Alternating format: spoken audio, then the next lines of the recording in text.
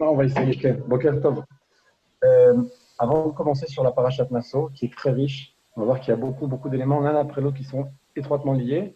Même si quand on regarde la paracha, a priori, on ne comprend pas bien ce qui est écrit là-bas dans la transmission en fait, d'une paracha à l'autre. Alors, ce qui se passe, c'est d'abord, je voudrais juste dire un petit mot sur la Gmor. Je ne peux pas m'empêcher parce que c'est quelque chose qu'on a écrit la Shabbat avec on va dire un chidouche encore sur le message du Mashiach qui a été transmis à différents sages dans l'histoire, Tzadikim. Et avant de commencer sur Nassau, il faut que je dise un petit sujet sur ça. Il y a dans la parachat, dans la Gemara Sanhedrin,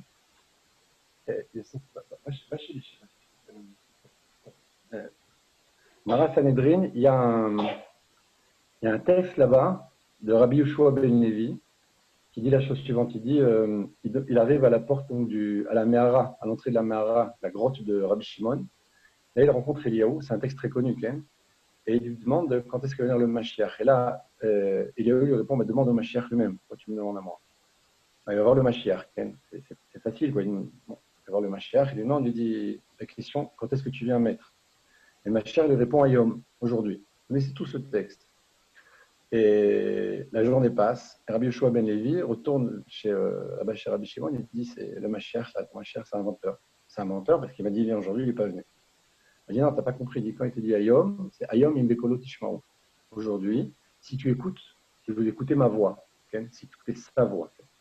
Alors, c'est quoi imbekolo tishmaou? C'est justement toute la problématique. Si on veut écouter la voix d'Akadosh Baruch Hu, si on écoute sa voix, on a un problème parce que quand Dieu parle, il ne dit pas une seule chose. Dieu crée à chaque instant, crée et fait exister à chaque instant des milliards de choses. Quand Dieu donne la Torah, il dit 10 paroles en même temps. On a justement cette fameuse problématique de Shamor, Vezachor, Bedibrecha. Dieu dit le mot Shamor et le mot Zachor en même temps. Alors vous savez très bien que quand deux personnes vous parlent, vous n'arrivez pas à entendre les deux en même temps. C'est très courant, et quelqu'un vous parle, un autre commence à intervenir, et tu dis attends 2 secondes, je ne peux pas entendre, je suis en train de parler avec un tel, j'entends pas ce que tu me dis 2 minutes. Donc, il y a une situation qui se crée au moment où il y a deux paroles qui sont dites ensemble par deux personnes différentes. Et ça, c'est la réalité absolue chez Dieu, parce qu'à chaque instant, il dit plusieurs choses à la fois. Et quand il crée le monde, quand il donne les 10 commandements, on s'appelle la Seret Adibrot, il y a 10 paroles qui sont dites à la fois. Et plus spécialement, ce qu'on connaît, nous, c'est Shamor Bezachor. On a 2 bougies Shabbat, une pour Shamor, une pour Zachor, une pour se rappeler, une pour conserver. Et ça, c'est le point qui est marqué là-bas. Si tu arrives à entendre ma voix dans le sens à comprendre 2 paroles à la fois, dans ce jour-là, je vais venir. Alors, le pshat, la compréhension simple du texte, c'est quoi? Si vous écoutez ma parole, dans le sens où vous faites la Torah et les mitzvot, c'est évident. Si on écoute la parole de Dieu, dans ce cas-là, Mashiach vient. Le message qu'il y a derrière ça au niveau du Sod, c'est si vous arrivez à comprendre 2 paroles à la fois, parce que c'est la parole de Dieu, Shamor et Zachor, les 2 en même temps, alors à ce moment-là, je peux venir. C'est-à-dire que si vous arrivez à élever votre compréhension du texte, non pas dans la shmiya, dans le oui, avec la gvura, on l'a dit déjà, dans la Gemara, c'est la halacha, c'est le texte comme ça, dur, c'est permis, c'est interdit. Non, quand tu arrives à monter à un degré plus haut et à comprendre profondément ce qui est bon, ce qui n'est pas bon, tu arrives à t'attraper, te saisir de l'arbre de la connaissance, l'arbre de la vie, l'arbre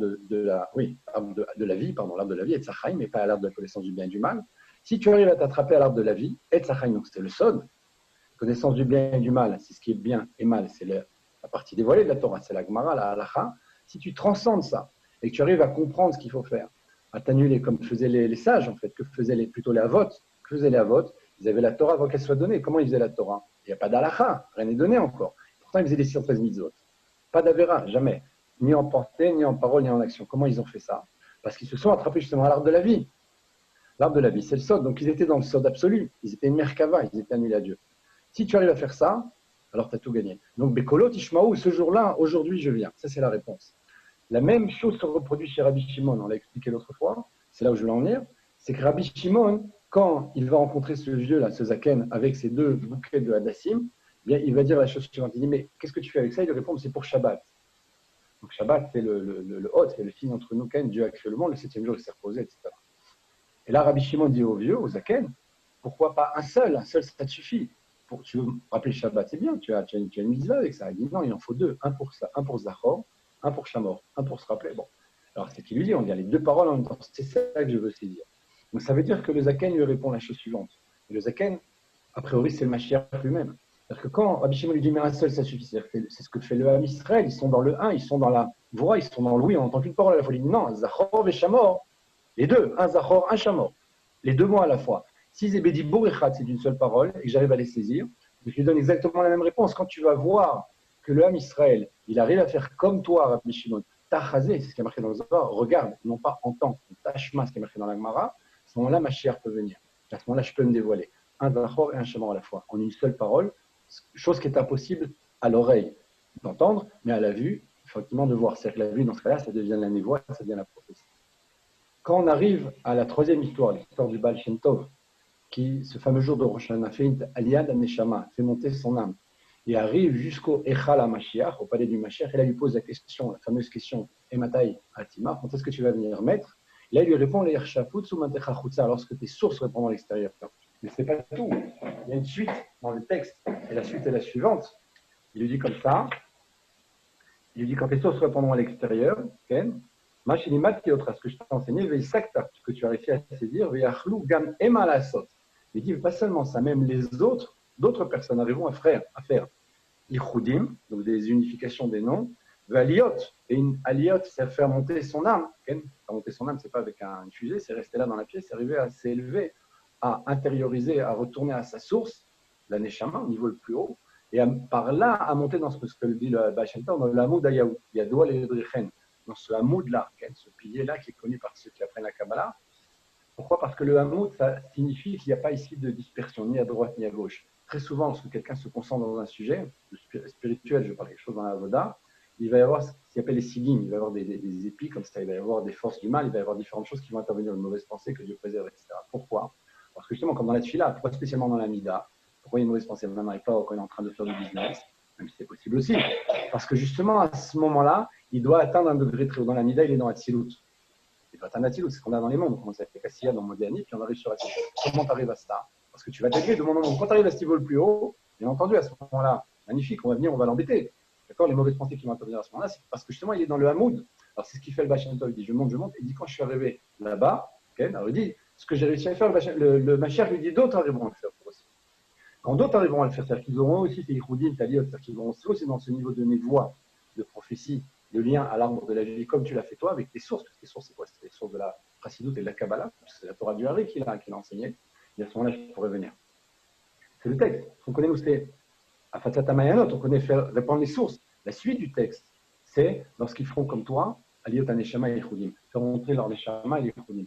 Ça veut dire que dans tous les cas, dans les trois cas, okay, le Harizal, c'est encore une autre histoire, parce que le Harizal, a priori, dans le texte, qu'on voit, c'est qu'il est lui Mashiach ben Yosef. Donc c'est encore autre chose. Il est le Mashiach ben Yosef lui-même.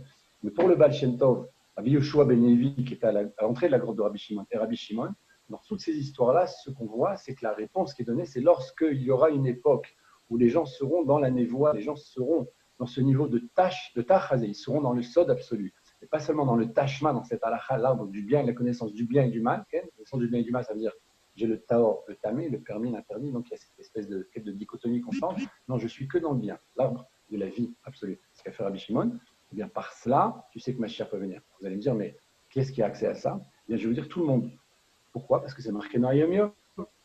Il y a un Ayom Yom très connu. Ayom Yom, c'est un sefer qui a été écrit par le Rabbi avec un pilgam, comme ça, il y a un mot chaque jour. Si c'est marqué dans Ayom Yom, ça veut dire que chacun y a accès. C'est des minagim, c'est des coutumes, ce sont des mots de pensée, etc. Là-bas, il y a marqué que les rêves sont fonction de ce qu'on a pu produire dans la journée. Et là-bas, il explique que si on a étudié avec shkidaken, avec force et avec assiduité, avec profondeur, un sujet, que ce soit dans la Kabbalah, que ce soit dans la Chassidut, que ce soit dans la Gemara, peu importe le texte, là-bas, chacun selon ce qu'il étudie, là où il est au chèze, là où il se tient, si on étudie avec force et avec profondeur dans la journée, pardon, il se peut que dans la nuit, on ait un rêve, on appelle une petite névoie, une petite prophétie, qui va expliquer, qui va révéler des secrets dans la Torah que l'on a étudié dans la journée. C'est pas moi qui le dis, c'est le Rabbi qui le dit dans la Yom Yom.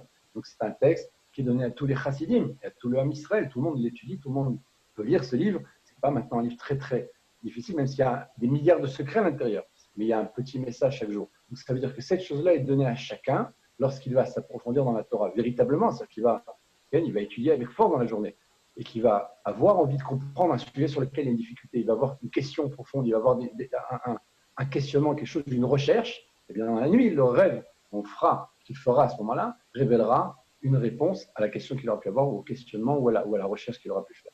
Ça, c'était le point que je voulais faire intervenir. Rajbi, Rabbi Shimon Bar Yochai, le Baal Shem Tov, Rabbi Yehoshua ben Levi et le Hari, bien entendu, le Hari Akadosh, sont tous dans la même direction, le dévoilement du Mashiach par cette Torah, et là on comprend que tout le monde peut le faire.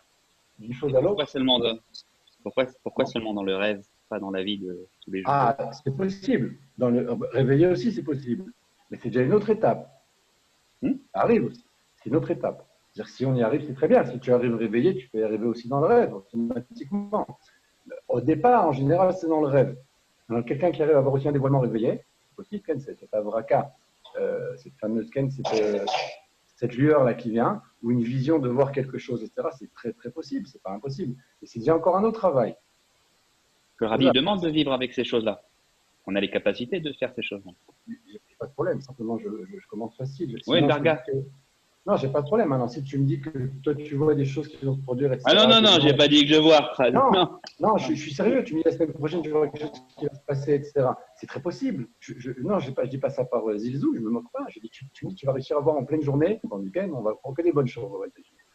C'est ça qu'il faut voir. Maintenant, dans ce cas-là, ce que tu vas voir, et ça se réalise une semaine après, donc tu as une névoie.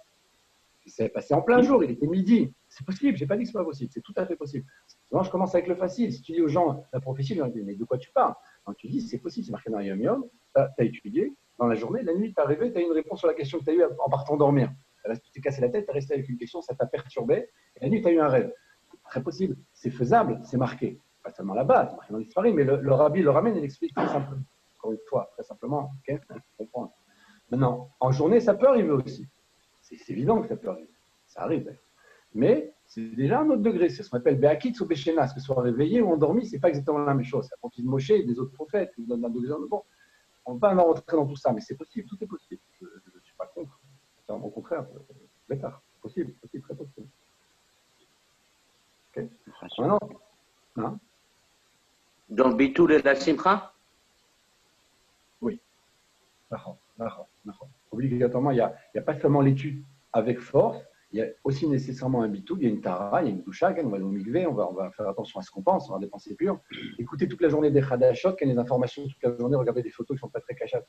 C'est sûr que ça va nous déranger, on ne pourra pas y arriver, on n'ira pas très loin avec ça. Quelqu'un qui fait attention à ce qu'il pense, à ce qu'il regarde, à ce qu'il dit, à ce qu'il fait, par rapport à l'autre, par rapport à sa Torah, par rapport à Dieu, vertical, horizontal, à tous les niveaux, et qui va, bien entendu, dans la joie, parce que la Shekhinah va résider que dans la joie, c'est sûr. Quelqu'un qui est en pleine dépression, il peut aussi avoir une prophétie. C'est pas que c'est impossible. C'est beaucoup plus difficile. C'est qu'en Israël, nécessairement. C'est quelqu'un qui a un très grand niveau, parce qu'on va vouloir le dévoiler, etc. On rentre déjà dans d'autres names. Mais a priori, la condition, effectivement, c'est d'être joyeux et c'est d'être dans le bitoul. Parce que plus tu vas être annulé, plus tu vas recevoir. Parce qu'à ce moment-là, tu fais la place, tu es totalement vide. Comme on n'est rien, quoi. Tu as un bitoul, je suis rien. C'est magnifique d'être un Moshe, il n'était rien. C'est un grand rien, on voudrait bien être comme Moshe. Maintenant, plus tu n'es rien, plus tu es en bitoul, dans le sens où tu n'as pas des désirs, des ratas au niveau du corps, au niveau des plaisirs, etc. Mais tu es que dans le rouhani, dans le spirituel, bitoul absolu à ce niveau-là, du monde, et dévoilement des choses spirituelles, tu vas être un kikibou, tu vas recevoir. Là, on pourra te dévoiler beaucoup de choses. Ça et la joie. C'est sûr, c'est certain. C'est les conditions sine qua non. Il y en a encore d'autres, mais c'est les conditions premières. Okay. Alors maintenant, on passe à. Mais pourquoi avoir peur? Le rabbi a donné tous ces ingrédients-là pour pouvoir justement vivre ces choses-là.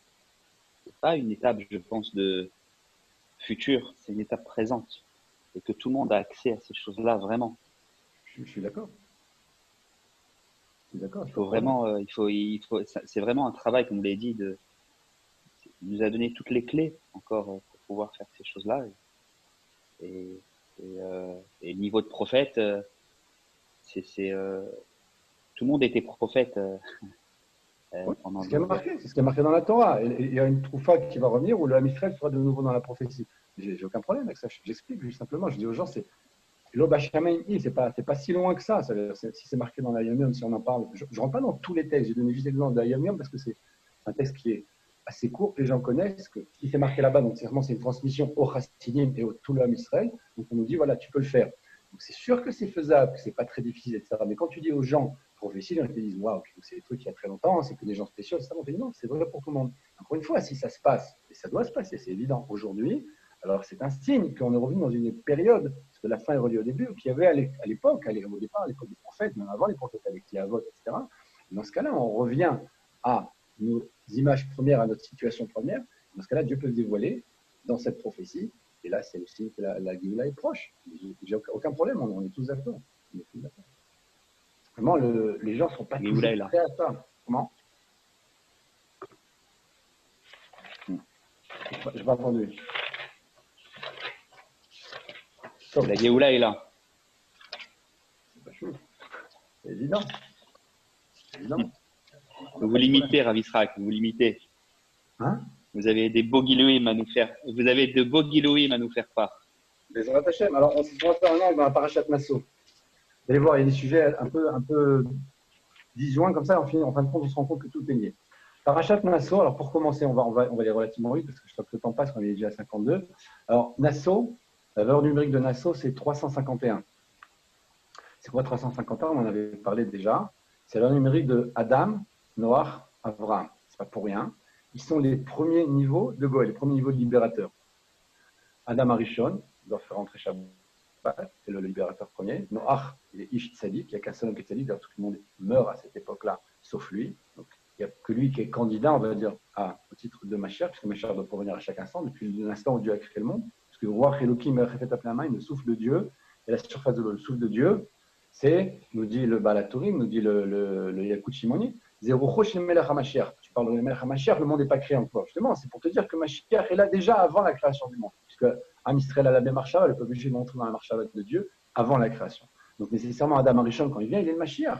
Noach aussi. Avraham, c'est pas chou, c'est le premier juif, c'est le tzaddik de la génération. Echad ay Avraham, Avraham a Ivri. Avraham est d'un côté du fleuve, toute l'humanité de l'autre. Donc quand je suis dans Nassau, je suis dans 351. Gematria de Adam, Noach, Avraham. Les trois premiers Mashiach virtuels, bien entendu. Maintenant, quand je regarde ce texte, je vais voir que on a ici donc Nassau, Ken, et Rosh Bene Gershon. Alors, il y a ici un décompte Bene Gershon, avec des détails, des familles, etc. Ensuite, dans le texte, lorsque j'avance dans cette paracha, j'arrive sur la notion de Nazir. La notion de Nazir, c'est quoi? C'est un homme qui a pris sur lui de s'éloigner de la faute. Pourquoi? Parce que le col a Roisha Bikikula, Yazirazo, Asmominayain, ce qu'on apprend dans la Maser, c'est pas en ce moment, entre Pessah et Shavuot. Tout homme qui va être en situation de voir une femme qui a priori a fait quelque chose qui ressemble à de l'adultère ou de la prostitution, il faut qu'il s'éloigne du vin. Pourquoi? C'est le message du Baal Shem Tov, Akol Be'ashgacha, Ken. C'est pas dans la Torah ici, mais c'est ce que nous dit le Baal Shem Tov à chaque fois. Quand tu vois quelque chose, quand tu as un message, une phrase que tu entends, un objet, quelque chose se passe autour de toi, il y a toujours un message à l'intérieur. Alors, un homme qui va avoir une situation pareille, on lui dit dans la Torah, si jamais tu as vu ça, c'est quelqu'un de très bien, mais il y a un message ici. Ça veut dire qu'il faut que tu fasses toi-même un travail de t'éloigner de ce qui peut amener à la faute, ou ce qui peut amener à quelque chose qui est grave, qui est négatif, les gvurot, les grands gvurot. Alors, c'est quoi les trois gvurot? C'est les cheveux, d'accord. C'est le vin, et pas seulement le vin, c'est tout ce qu'il y a autour, et c'est la mort, comme le Kohen, une espèce de pureté comme ça. Alors, les trois sont gvura. Le premier degré de gvura, on a dit, c'est dans le Rama, en tout cas, c'est Séar, il y a une émette. C'est quoi les cheveux? Alors, les cheveux, c'est de la gvura, c'est pour ça que l'homme coupe, il laisse la barbe, parce que c'est de la gdoucha, ça c'est de la klipa, qui était les forces du mal, ça c'est les forces positives, donc c'est de la gdoucha absolue. Donc là, il va couper ses cheveux. Que fait la femme? La femme, elle est déjà gvura. L'homme est de la femme est gvura. Donc qu'est-ce qu'elle fait? Elle couvre ses cheveux quand elle se marie. C'est une question, pourquoi elle les couvre quand elle se marie? Justement, comme elle est gvura et qu'elle rentre en présence d'un homme qui est chesed, donc elle va devenir la gvura absolue avec des cheveux qui sont gvura. C'est gvura chez pas gvura, comme un aspirateur en mer. Qu'est-ce que tu fais à ce moment-là? Tu couvres immédiatement les cheveux. Parce que si tu ne les couvres pas, tu as une gvura très forte dans le monde qui va se dévoiler à ce moment-là par l'intermédiaire de cette femme-là. Il y a un danger quelque part. Donc elle est obligée de couvrir ses cheveux. C'est pour ça que ça se passe au moment du mariage uniquement, pas avant, puisqu'elle est en présence de Monsieur Chesed. Donc elle devient Madame Gvura. Elle était déjà, mais là ça devient absolu. Et elle va commencer donc à devenir une femme par rapport à cet homme, véritablement, même si elle a toujours été femme, elle devient femme pour l'homme. Donc elle est dans la Gvura absolue, donc il faut qu'elle couvre cette Gvura-là. C'est la raison. Alors maintenant, le cheveu, c'est un point. Le vin, mais ce n'est pas que le vin, c'est le jus de raisin, c'est le vinaigre, c'est le raisin lui-même, les raisins secs, etc. Ça, on va expliquer. Et la mort.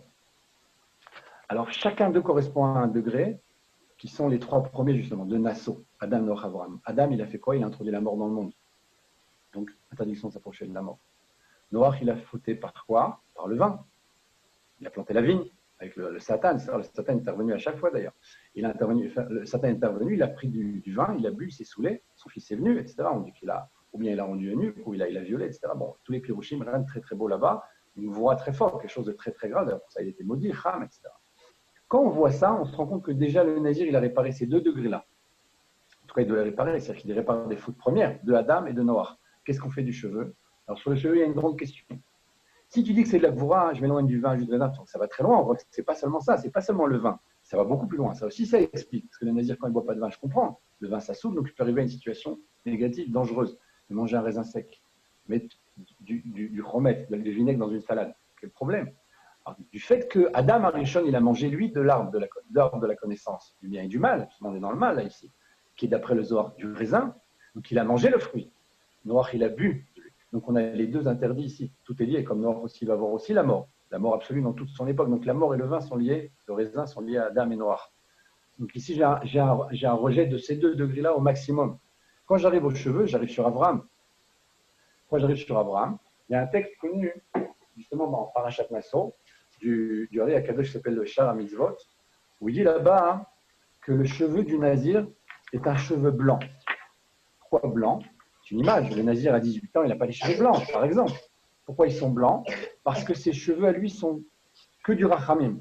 Il dit comme ça là-bas, il dit ses cheveux sont des conduits de rachamim. Chaque cheveu, c'est un vav. Un vav, c'est-à-dire la lettre vav, c'est un flux, un flux de bracha, de rachamim, etc. Donc il dit chez lui, contrairement aux cheveux de couleur, il dit là-bas la couleur corbeau, etc., parce que le corbeau est noir, là-bas, justement, il représente le clipa. Il dit c'est la clé du cheveu du Nazir, c'est qu'il est blanc. Alors, blanc, c'est sur le plan spirituel, mais aussi une conséquence matérielle, on va comprendre incessamment, dans quelques minutes. Donc, ça veut dire que le cheveu appartient, cette fois-ci, à Avram. Or, Avram a fait le chemin inverse. Adam Arishon a reçu absolument tout. Il a été chez du Gan Eden, il a perdu la vie éternelle, etc. Il est sorti. Il a reçu, il a perdu. Noach avait également la même chose. Il a reçu à son tour. D'une certaine façon, c'est un deuxième Adam, puisqu'on recommence à 0 à partir de lui. Il y a eu faute. Quand on arrive à Avram, Dieu n'est pas dévoilé à lui. Il a 3 ans, il commence, et pendant 72 ans, c'est c'est Gematria de Chesed, justement, pendant 72 ans, Dieu va se dévoiler à lui à l'âge de 75 ans. Et là, il va dire l'Echrecha. C'est-à-dire que lui, il fait le chemin inverse. Il part de 0, il vient d'une famille totalement impure, qui font toutes les fautes possibles et imaginables, la faute d'Azara, mais pas seulement. Parce que le Hari, justement, il vient dans cette famille-là parce que les Kipot n'ont pas accès à lui, ils n'ont pas pensé à lui, donc il va venir dans cette famille spécialement. Et il va faire le chemin inverse, il va chercher Dieu. Eux avaient accès à Dieu, ils l'ont perdu. Et lui n'avait pas accès à Dieu, il va le rechercher. C'est sa force. Donc lui, il va adoucir les Gvorot, il va devenir le chesed dans le monde. Donc la notion de cheveux qui est Gvora va être totalement annulée chez lui. Et au contraire, on va voir que le Nazir va faire quelque chose qui est complètement aberrant, a priori, puisque les cheveux c'est la Gvora, il va laisser pousser ses cheveux. C'est une vraie couchière, c'est une question en vérité. Si je dis c'est la Gvora, comme je m'éloigne du vin, du raisin, etc., et de la mort, je dois aussi couper les cheveux tous les jours, je dois les raser à 0. C'est obligatoire, puisque je suis dans la contre-Gvora, j'évite la Gvora. Non, il fait le contraire, il laisse pousser ses cheveux au maximum. S'il est Nazir pendant 4 ans, il va avoir des cheveux super longs. C'est normal, puisqu'il fait ici appel à une référence qui est Avram Avinu. Or, Avram, lui, a conquis les Gvorot. Lui, il est devenu le Chesed, il a enlevé la Gvora, il a mis que du Chesed dans le monde. Donc là, il s'attache à Avram. Alors, c'est là où, justement, je voulais en venir, c'est qu'on a dit que par rapport à nos 3 premiers, on a aussi nos 3 derniers. On a dit qu'on a Adam, Noach, Avraham, qui sont les 3 premiers, et chacun d'eux a un lien avec Yosef, Moshe et David, les fameux petites 4 qu'on dit à Minchat Shabbat. Alors, juste pour lire le texte du Hari, il dit les Seharot MCR Harichanpim, bon, c'est le. En fait, c'est une taqueter, même les vanot, les cheveux du Nazir sont blancs. Vem Rachamim Gmurim, c'est-à-dire Rachamim total. Vem Tinorot Orot Ke'en Vavin, ils sont des conduits de lumière comme des vav, des vav, Ken, à la 6e lettre. Mais la Chen En Raoui Legal Khan, donc c'est pas bien de les couper.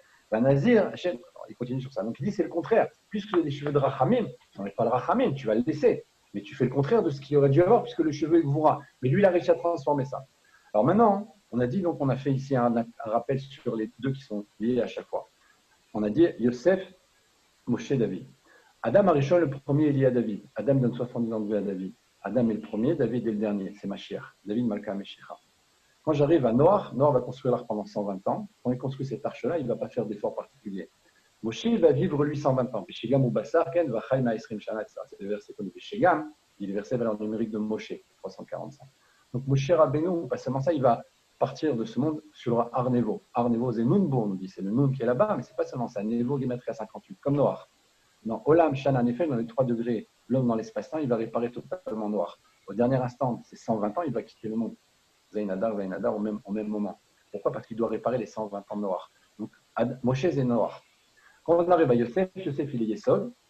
Et Yosef, c'est Yesod. Et Avraham, il est le premier qui fait la brite. On a expliqué qu'il fait la brite à 99 ans. La 9e sphira dans l'arbre des sphérotes, c'est Yesod. 99, c'est 9 et 9. C'est Yesod chez Yesod. Donc Avraham est lié à Yosef étroitement. On dit Bevrito chez Avraham Avinu dans une brite. On ne dit pas chez Yosef. Donc Avraham est le premier juif, premier à faire la brite. Et Yosef, il est la brite, il est le Yesod. Yesod chez Yesod. Donc on a un lien 2 et 2 comme ça. Donc là, ce qu'on voit ici, c'est que le premier qui va avoir un problème au niveau des cheveux, c'est Yosef. C'est le verset, c'est Rashi. Et Salsel Bisséaro, il commence à arranger ses cheveux. Et là, Rashi nous dit, ah, tu arranges tes cheveux, ton père s'en deuil, je t'envoie l'ours. L'ours, c'est la femme de Potiphar. Et là, il va avoir l'épreuve des épreuves qu'il va surmonter, qui va faire de lui le Yesod chez Yesod. On voit très bien que cette étape-là, critique dans sa vie, qui va faire de lui ce qu'il est, c'est lorsqu'il va arranger ses cheveux. Donc le cheveu, c'est Yosef. Son pendant, on a dit, c'est Avraham. Alors, Avraham, il y a une histoire très connue. Je vais vous la lire. Il y a marqué Avraham Zaken Babayamim. Alors le Midrash Rabbah dit comme ça. Avraham Bikesh Makadosh Baruch Hu Zikna. Mar Lefanav Ribon Olamim. Adam Beno Nichnas. Adam Yoda Itmiem. Avraham, il dit, tu as fait de moi, parce qu'il y avait des moqueries, on dit que c'est pas son fils, c'est un Astassouf, il a trouvé au marché, etc. C'est bizarre, des années, ils sont mariés. Putain, elle a été enlevée par le roi, etc. Toute l'histoire connue. Et Avraham, son fils, c'est pas son fils, c'est un bâtard. Que fait Dieu? Il donne une image de gouttes d'eau, photocopiée. Avraham et Yitzhak sont exactement les mêmes. Donc ça fait taire tous les moqueurs de l'époque. Mais là, Avraham dit, il y a un nouveau problème. Les deux, on ne sait pas qui fait le kavod. Je suis le père, c'est le fils. On prend Avraham pour Yitzhak et inversement. On ne sait pas qui est qui. Il demande à Dieu de faire quelque chose qui est un siman, que les gens puissent nous reconnaître. Itor Shata Ma'atro Bezikna. Il dit, comme maintenant il a donné la Zikna, Yada Adam et Milchabed. Dieu, il a fait en sorte qu'il y ait la vieillesse. C'est le premier qui a la vieillesse, en fait. Et on sait qui est respecté. Et là, il ramène encore 2 textes sur Yefetor, Maharsha, etc. Il y a différents textes où on voit que, Pitom, subitement, Abraham, qu'est-ce qu'il a? Il a les cheveux blancs, la barbe blanche. Donc il a les cheveux du Nazir. À l'encontre de son fils, qui a la même barbe et les mêmes cheveux, mais noirs. Donc on fait la distinction. La Zikna, la vieillesse, c'est créé pour Abraham, par Abraham. Donc le cheveu blanc du Nazir, c'est le cheveu d'Abraham. Donc ce cheveu qui est blanc spirituellement est aussi blanc matériellement. Ce cheveu de Yosef où il est tombé, c'est le cheveu d'Abraham qui l'a réparé. On voit ici le lien. Donc le cheveu du Nazir, c'est Yosef et Abraham. Quand on parle du vin maintenant, on a expliqué, on a dit le vin c'est qui? On a dit c'est noir. Qui est noir? C'est Moshe. Moshe est noir. Moshe c'est noir lui-même. Qu'est-ce qu'on dit par rapport à Moshe? Moshe il veut rentrer en Israël. Qu'est-ce qu'il voit Moshe? Il voit les explorateurs qui reviennent. Il voit là-bas des grappes de raisin gigantesques. Il s'en fout du raisin. C'est pas le raisin qui l'intéresse. Ce film-là, du fruit qui arrive, c'est toutes les mitzvot, la Kluyot Baret, toutes les mitzvot qui sont liées à la terre. Alors, Moshe Rabbeinu, quand il fait une mitzvah, il ne la fait pas comme on fait nous. Il la fait avec un degré un petit peu plus haut. Okay, il va voir des choses qu'on ne va pas voir nous. Il imagine dans son esprit, dans son imagination, il dit combien de mitzvot je vais rater en ne rentrant pas en Israël. Trumot, Maasrot, etc., la guerre là-bas, tout ce qu'on peut réaliser en Israël. Et il y en a beaucoup. Ces mitzvot, il va les faire à un degré beaucoup plus haut qu'on peut l'imaginer nous, même. Au plus grand degré qu'on pourra penser, on ne pourra pas arriver à ce que va faire Moshe Rabbeinu. Il dit, moi, je vais rater tous ces mitzvot-là. C'est sûr qu'il a versé l'âme, il a vu ses raisins arriver, il dit, moi, je ne pourrais pas. Quelque chose de dur là-bas. Ça va même encore plus loin. Il y a un autre texte que je vais citer ici très rapidement, qu'on développera peut-être une fois, qui fait allusion aux 3 tzadikim, qui est Miaïch Asher Erasisha Velo Lekacha, qui est l'homme qui, ils vont aller à la guerre, qui est l'homme qui a pris une femme, il s'est fiancé avec elle, mais il n'a pas été avec elle, qui rentre à la maison. Il n'allait pas à la guerre, son esprit ne sera pas tranquille. Miaïch Asher Banabaïd Velo Chalro, il a construit une maison, mais il ne l'a pas inaugurée, qui rentre. C'est pareil, il va défendre le moral des troupes. Miaïch Asher Natakerem Velo Chilo, qui a planté une vigne et qui n'en a pas profité, qui rentre. Celui qui a fiancé une femme et qui ne s'est pas marié, c'est Yosef Hatzadik. Il a fait y avoir action là-bas avec un acte avec la femme de Potiphar, il n'y aura pas eu au dernier instant. Il va se marier avec sa fille adoptive, qui est peut-être sa nièce. Donc ça c'est Yosef, le Erasisha, celui qui est fiancé à la femme. Le deuxième qui a construit une maison mais qui ne va pas en profiter, c'est David Amelech. Il va préparer tous les plans, les bois, etc. Il va tout préparer, mais il ne construira pas le Mikdash. Souffrance absolue. C'est son fils qui va le faire. Maintenant, le troisième, il est celui qui va planter une vigne et ne va pas en profiter, c'est Moshe Rabbeinu. Parce qu'il va arriver jusqu'à la frontière avec Israël, il va arriver devant la terre, et il ne pourra pas profiter des mitzvot, il ne pourra pas accéder à rentrer, il ne pourra pas entrer dans la terre, il ne pourra pas faire ces mitzvot qui sont liés à la terre. Donc le Nata Kerem, celui qui a planté la vigne, c'est Moshe Rabbeinu. Il est arrivé jusqu'à la limite, mais il ne pourra pas le faire. Donc on voit ici les trois, Yosef, Moshe, David. C'était juste à la derrière, comme ça, en chemin. Pour vous donner encore une fois, il y en a encore beaucoup d'autres. Pour dire que le vin, etc., le raisin, c'est Moshe Rabbeinu. Donc Moshe et Noach qui sont liés ici au vin du Nazir. Quand on arrive à la mort, c'est absolument évident. Le premier qui va introduire la mort dans le monde, c'est Adam Arishon. Il a la vie éternelle, il ne peut pas la perdre. Vachaï Olam, c'est marqué, il vit pour toujours. On l'a perdu. C'est Adam qui a fait ça. On est tous Adam. C'est facile de dire c'est lui, on est tous Adam Arishon. À ce moment-là, c'est Adam seul. Quand on arrive à David Améler, qui est son pendant, c'est David Makameshira, c'est lui qui va ramener la vie éternelle dans le monde. Donc il y a faute et réparation à chaque fois. Il y a un et son pendant, dans les trois cas. Donc le Nazir, il est là sur Yosef et Abraham, Noach et Moshe, David et Adam. D'où le texte qu'on avait expliqué l'autre fois, dans d'autres cours, le fameux Sim Shalom. Où est-ce qu'on arrive à Sim Shalom? On dit Shalom, c'est Yosef, Tova, c'est Moshe, Bracha, c'est David, Chaim, c'est Adam, Chen, c'est Noach, qui Noach Matzachen, Chesed, c'est Abraham, etc.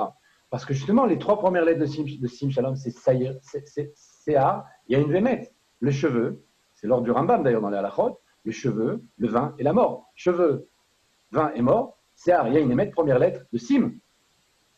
Sim Shalom. C'est pas pour rien, parce que Sim Shalom, c'est la dernière bracha, c'est la bracha dans le Yesod, c'est la réparation, justement, la faute du Brit, la première dans le monde, la dernière aujourd'hui, avec force, malheureusement, avec Internet, etc. Tout le tikkun à Yesod, c'est le problème des 24 000. Les 24 000 morts qui sont morts trois fois, ils sont morts à cause du Yesod. Il y a eu là-bas viol, il y a eu là-bas Znout avec Zimri. Après, la réparation au niveau des élèves de Rabbi Akiva qui font aussi une faute dans le Yesod, mais au niveau supérieur, dans la bouche. Chacun violait l'autre spirituellement, intellectuellement, il dit c'est moi qui ai raison, tais-toi. On a ici quelque chose de très grave. Donc ce Sim Shalom, il est énorme, il est essentiel. Donc ces trois premières lettres de Seah, Yain et Med, ce cheveu, le vin et la mort, c'est les trois premières lettres de Sim Shalom. D'où le fait qu'on retrouve toutes les tzadikim là-bas, dans la bracha elle-même. Alors c'est pas fini. Quand on a vu tout ce texte du Nazir, à la fin du Nazir, vous avez on passe pas, j'ai oublié le mot, comment dire, c'est en français, un passage très étrange. Je termine avec le Nazir. Excuse-moi, tu peux pas reprendre pour Shalom, s'il te plaît. Le Sim Shalom? Oui, le Sim, je l'ai compris, mais Shalom, j'ai pas compris comment tu arrives à Shalom. Shalom, c'est Yosef. Ok. Shalom, c'est le Brit. Natati lo et Beriti Shalom, quand on parle de Pinchas, par exemple. La Gemara a dit, Yeshiver Katan, c'est Shalom Benish, il y a un petit membre qui fait la paix entre l'homme et la femme, on parle de Yesod là-bas. La notion de Shalom, la notion de paix, la plus absolue, c'est entre l'homme et la femme. Le degré de masculin-féminin entre Dieu et le peuple juif, tous ces degrés de Mashpia et Kabel, le Shalom absolu, c'est entre l'homme et la femme. Maintenant, le Shalom, la notion de Shalom, c'est Yesod. Natati lo et Beriti Shalom, j'ai donné mon bérit de paix à qui? À Pinchas. Pinchas, c'est Eliaou. C'est la brite, etc. Tout ce qui est lié au brit, au Yesod, en fait, s'appelle Shalom. Dans les Kavanot d'après Lori, la Brachatim Shalom, il est complètement dans le Yesod. Il y a des Kavanot là-bas, on pense à certains mots, à certains mondes, etc., certaines sphirotes. La sphira de Sim Shalom, qui est liée à cette bracha, dans les Kavanot de Lori, c'est Yesod. Yesod masculin d'ailleurs, c'est Yesod absolu. Donc dans le Shalom, on est dans Yesod.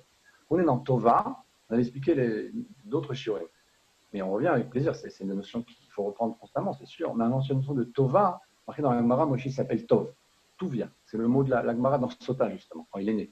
La Tereki Tov, on a tous vu qu'il était bien. C'est marqué, quoi, il était bien, il a la lumière, il avait la Brit Mila, c'est la notion de Brit qui revient. Ils sont pratiquement tous nés avec la Brit. Yosef, il est né, Moshe, il est né avec ça. Adam Arishon, Noach. Alors, à l'encontre de Avram, justement, c'est tout le travail. Tous les autres sont nés avec la Brit. Donc, quand on arrive à Tova, c'est dans Moshe Rabbeinu, puisque Tov, c'est Moshe. Bracha, la notion de bracha, c'est Malchut. C'est quoi Malchut? C'est Shabbat, c'est la femme, etc. Qui est Malchut? C'est David. Donc j'ai Yosef, Moshe, David. Quand j'arrive sur Chaim, la vie de toute l'humanité, c'est Adam. Il y a un verset qui dit Chaim, Shalom Mecha. Il a emprunté, il a demandé de toi la vie. C'est qui? Eh bien, c'est David Améler qui a demandé, quelque part, spirituellement, parce qu'il n'existe pas encore physiquement à ce moment-là, il y a eu un appel d'une neshama, d'une âme qui s'appelle l'âme de David. On dit Adam a vu une âme très brillante et il a dit je lui donne 70 ans.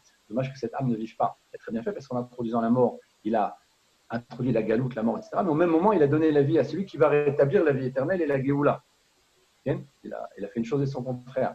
Donc en donnant la vie à David, il va donner la vie au Mashiach et il va sauver la situation qu'il a lui-même détériorée. Donc on a ici Chaim, c'est Adam. On arrive à Chen, Ben Noach, Matzachen Ben Hashem. Noach a trouvé grâce aux yeux de Dieu. C'est les mêmes lettres d'ailleurs. Noach et Chen, c'est les lettres à l'envers. Donc Chen, c'est Noach. Va Chesed, c'est Abraham. Le Chesed dans le monde, c'est Abraham, de façon absolue. Donc j'ai ici Yosef, Moshe, David, Adam, Noach, Avram. Alors tu vois le lien, c'est que quand tu regardes dans le texte, Yosef est premier et Avram est dernier. Donc j'ai ici les trois extrêmes. À chaque fois, les deux, enfin le premier et le dernier. Ensuite j'ai Tova, donc j'ai Moshe et j'ai Chem. Ici j'ai Noach, donc Moshe et Noach sont liés. J'ai Uvracha avec Chaim, donc j'ai ici David avec Adam. Donc j'ai 3 et 3 complètement dans l'ordre chronologique. 3 à chaque fois, puisque j'ai un Vav à la fin, encore 3, un Vav. Même dans l'ordre des choses, il y a une menorah très précise de Yosef, Moshe, David, Adam, Noach, Avram, de la fin au début. Okay, on prend la Verachamim, c'est Yaakov, allez, nous, c'est Yitzhak. On va laisser ça de côté pour l'instant, mais on va revenir tout à l'heure, en espérant qu'on a le temps. Maintenant, cette notion-là, elle vient justement de cette paracha hein, du Nazir. On a Séa, Yahin, Emet, le cheveu, on expliquait comment, le cheveu, on a dit avec Yosef et Moshe, Yahin avec Moshe, avec Yosef et Abraham, le vin avec Moshe et Noach, Noach et Moshe, et la mort avec Adam et David. Adam qui l'introduit, David qui répare. Donc on a ici quand même 2 et 2. Maintenant, quand on a vu tout ça, on a vu que les premières lettres, c'est Séa, Yahin, Emet, ça fait Sim, c'est les premières lettres de Sim, et bien on voit que c'est marqué dans le Sim Shalom lui-même. Tout est lié ici. Et de façon étrange, encore une fois, la suite de cette paracha du Nazir, sans transition, quand je termine le dernier passouk du Nazir, qu'est-ce que je vois?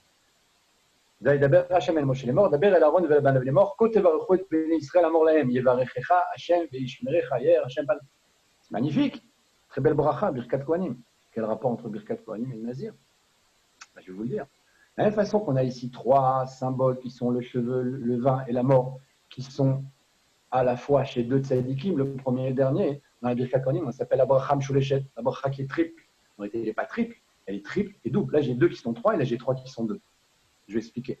Tu as Yevarechecha Hashem, Veshmerecha. Tu as Yevarechecha au départ, Veshmerecha à la fin. C'est quoi Yevarechecha? On a dit c'est bracha. Okay, la bracha, Baruch, c'est quoi? C'est la malchoute, donc c'est David. Quand j'ai Veshmerecha, il te gardera, c'est quoi? On a peur de perdre cette bracha. Qui a reçu la bracha absolue, la première? Adam Arishon, c'est marqué. Je le mets dans le Gan Eden, attention, les Rovda ou les Shomra pour le servir et le garder. Il n'a pas gardé. Donc j'ai Yevarechecha, Veshmerecha. J'ai David Amelech et Adam Arishon. Donc là, c'est une bracha qui est triple. C'est vrai, la première des triples, elle est double en fin de compte. J'ai mes 2 tzadikim. Quand je continue, j'ai la suite. Yaher Hashem Panav, Elecha Vechoneka. Yaher Hashem Panav, c'est qui? Qui éclaire ta patte? C'est Moshe Rabbeinu. Qui karan or Panav. Quand il est descendu du Har Sinaï, son visage était tellement brillant qu'on ne peut pas le voir. Yaher Hashem Panav, c'est Moshe. Vechoneka, nous dit Rachim lui-même, dit Vechoneka, c'est la shon chen. Il t'aime les chachen. Les Noach, Matzachen, Ben Hashem. On a ici Moshe et Noach. De façon claire. Quand j'arrive à Issa Hashem Panav, cette fois-ci on est dans la deuxième fois. Ici, il est prosterné 2 fois. Panav, Elecha, il a mis sa face à terre. C'est Abraham Avinu. Il y a 2 psukim sur la naissance de Yitzhak. À chaque fois que Dieu donne ce message, il dit tu vas avoir un fils, et Yitzhak. Abraham est dans une joie absolue parce qu'il sait que la transmission maintenant va être réalisée. Il sait qu'il va avoir un fils qui lui ressemble. Dans la Gemara, c'est vrai, mais qui est la suite. Le peuple juif va pouvoir exister. Il est tombé 2 fois, à chaque information, je vois que Dieu lui a donné ce message, il est tombé 2 fois à terre. Donc, Issa Hashem Panav, c'est Abraham Avinu. Ve'asem lecha shalom, il te donnera le shalom. On a dit, c'est quoi shalom? On a dit, demande à Elisheva. On a dit, okay, demande à Elisheva. Maintenant, il a dit quoi? Ve'asem lecha shalom, il te donnera le shalom. C'est le yesod. Shalom, on l'a dit, on l'a vu dans la bracha. Sim shalom. Maintenant, c'est à la fin, là-bas, c'est au début. C'est pas par hasard, on expliquera ça une autre fois, j'espère. C'est Yosef. Donc j'ai ici Abraham et Yosef. J'ai 2 bracha triple qui est double en fin de compte. 2, 2 et 2. Donc j'ai de nouveau Messie de Sadiq. Les Samoua Shni à Béné Israël, ils placeront mon nom sur les Béné Israël. C'est qui les Béné Israël? Yaakov. On est dans le 7, cette fois on a dit 6 fois le nom d'Avaïe, c'est la Gématria de Yosef. 7 fois c'est Yaakov. Donc on a ici Yaakov qui vient juste après. Mais quand il dit les Samoua Shni à Béné Israël, ils placeront mon nom sur les Béné Israël. Ça fait Béné Israël, on a dit c'est Yaakov. Et si tu places mon nom, c'est quoi mon nom? Toute la bracha, elle est dans quel symbole? Dans quel signe? Et dans le Shem Avaïe. Yevarechecha Avaye, c'est la bracha, elle est dans le Shem Avaye.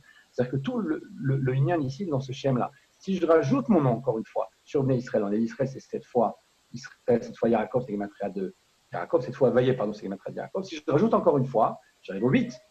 Le 8, c'est quoi? 8 fois le nom d'Avaye, c'est Yitzhak. C'est exactement ce que j'ai dans Shalom. On a 6 noms, enfin 6 allusions. Puis j'ai Verachamim, c'est Yaakov. Allez-nous, c'est Yitzhak. On l'avait expliqué longuement dans le cours précédent, ou celui d'avant, je ne sais plus exactement. C'est à revoir. Là-bas, on avait expliqué ça très très longtemps. 6, 7 et 8. Les 6 qui sont liés au Yosef, 7 c'est Yaakov et 8 c'est Yitzhak. Donc on l'a dans la Bracha de Sim Shalom, et on l'a aussi dans la Birkat Kohanim. C'est le bombe atomique, c'est-à-dire que là maintenant vous regardez la Birkat Kohanim, quand un Kohen il bénit, il donne une bracha en espérant avec une kavana que se dévoile le Mashiach. C'est toutes les brachot ici, c'est la bracha du Mashiach finalement. C'est tous les niveaux de Mashiach dans toutes les générations. Maintenant, c'est pas terminé. C'est-à-dire qu'on voit déjà, on va dire, avec une transition étrange qui en fait est très précise, du Nazir, je passe à Birkat Kohanim. C'est le texte, c'est là, c'est le fromage. Quel rapport entre les deux? Le rapport, il est clair maintenant. Je continue juste après avec quoi? Vaï Beyom Kalot Moshe. Juste après, encore une fois, j'ai fini Birkat Kohanim, je viens maintenant Beyom Kalot Moshe Lakim Tamishkan. Moshe, il a érigé le Mishkan. C'est là, encore une fois, quel rapport? Je vois pas, je saisis pas trop le. Alors, je regarde Rashi. Je regarde ici le texte, il dit il y a différents kelim, etc. Et alors, c'est le travail des Nessim, les Nessim qui ont apporté leur contribution au Mishkan. Et... Ouais. Bon, alors, on dit ici Karot Kesef. C'est quoi Karot Kesef? Donc, les ustensiles là-bas, les assiettes là-bas en argent. Minyan Otiotav, la valeur de ces lettres, nous dit Rashi. Maintenant, Rashi nous fait des gématriotes sans fin. Là. On va se faire de Kabbalah subitement. Le gématria Taf Kouflamet, 930. Kineged Shnotav chez l'Adam Arishon. C'est les années d'Adam Arishon. Je suis mon mère Mishkala, il dit, ok, il continue là-bas, etc.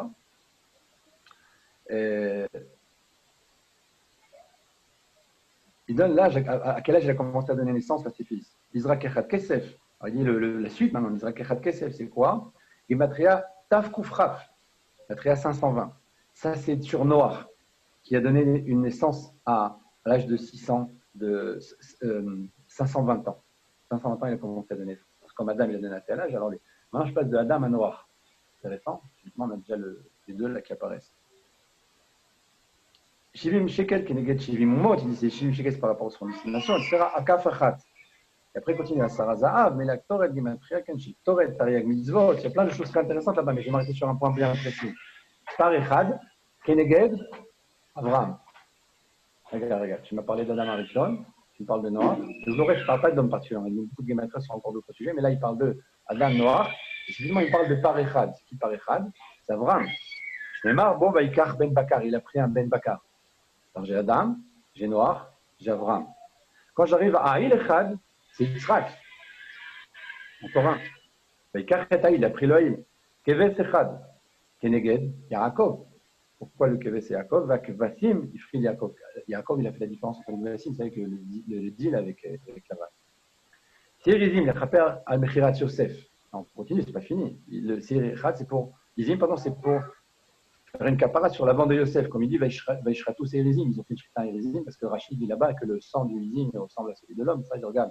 C'est la tunique de ton fils, ils ont menti. Bon. Pour les Evach Hachelami et Bakar Shneim, c'est Keneged Moshe et Aaron. Ils sont les deux parim. C'est comme ça, c'est marqué. Ils sont, les Tzarvod, ils sont toujours ensemble. C'est parim au pluriel. Elim Atudim, Israélim, Lévim, etc., tous les niveaux. Alors maintenant, j'ai Adam, Noach, Abraham, Yosef, Moshe, je n'ai pas David parce qu'il n'est pas encore présent à ce moment-là, mais on va expliquer tout de suite après.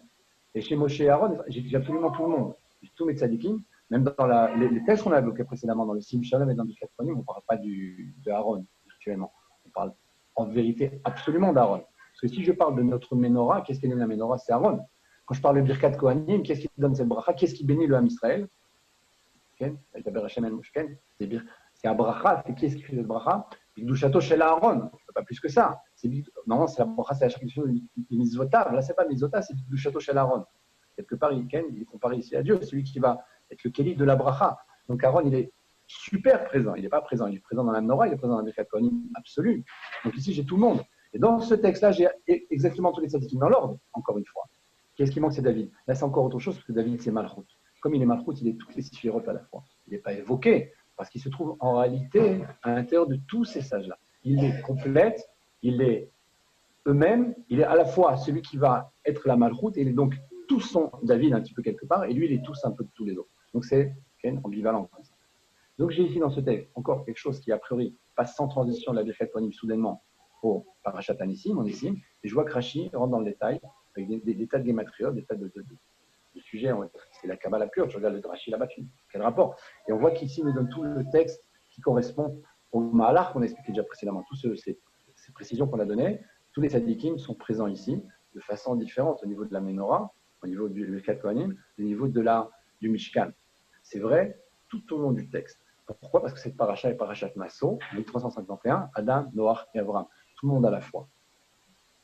Okay, je pense que le sujet, on peut rentrer encore beaucoup là-dedans. Il y a encore énormément à dire. On a à peine commencé, mais vous voyez déjà en substance qu'il n'y a pas de hasard. Le texte de la Torah a une précision absolue. Et maintenant qu'on rentre à l'intérieur du texte, on ne voit pas seulement la précision, on voit en même temps le message, on voit en même temps la puissance. La Torah est une Torah du Mashiach, une Torah de la Géoula depuis le début.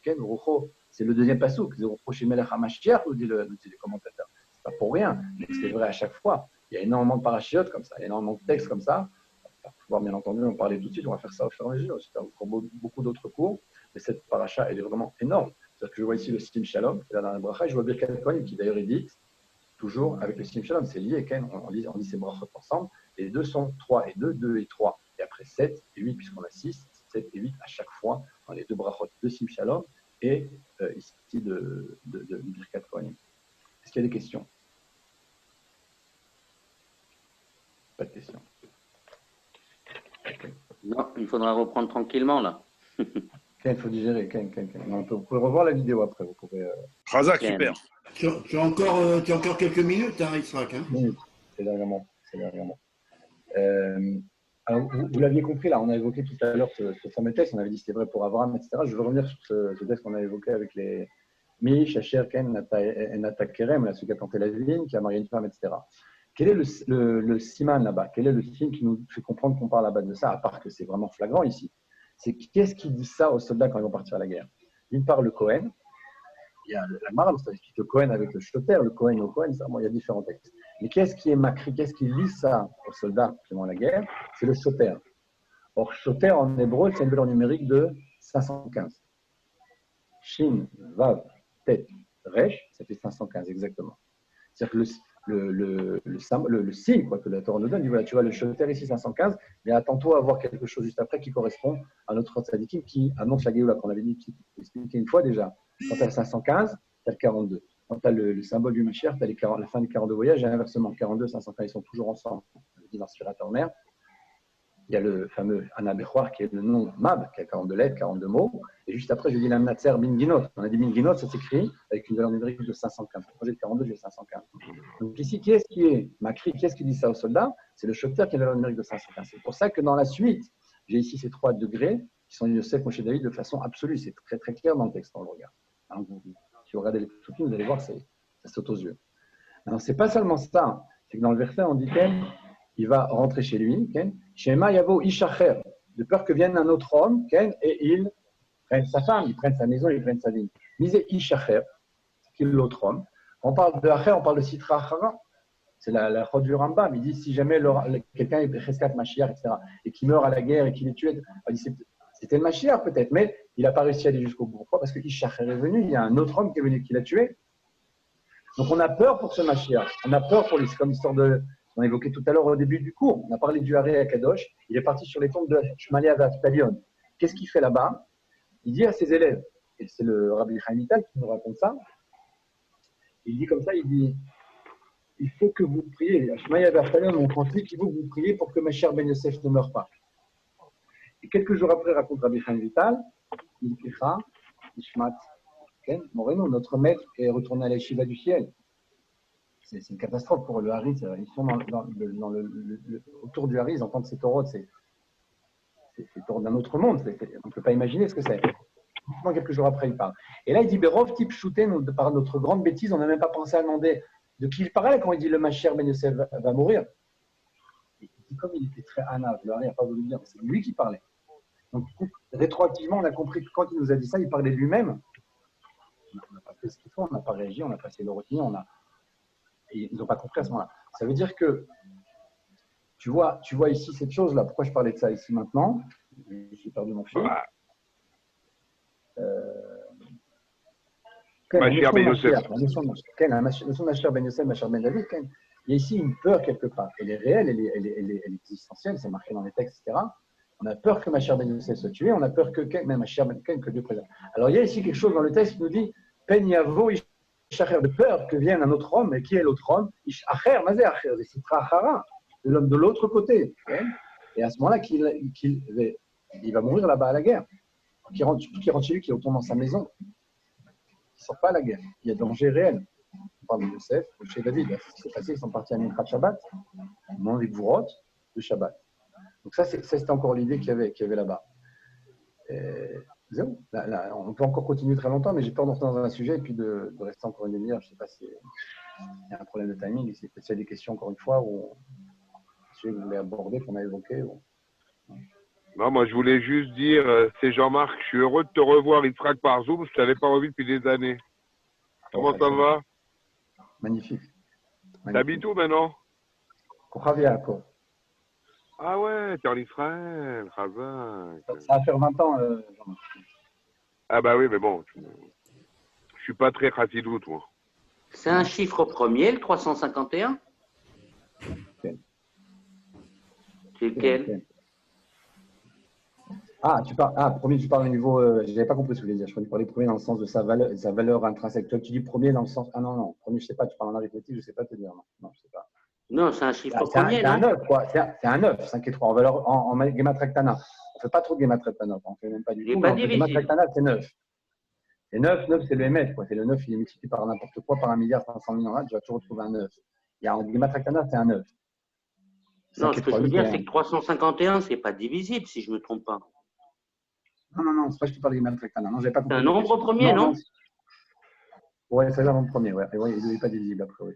Il faudra aller voir quel nombre premier c'est. Bon, enfin, bon, le rachot.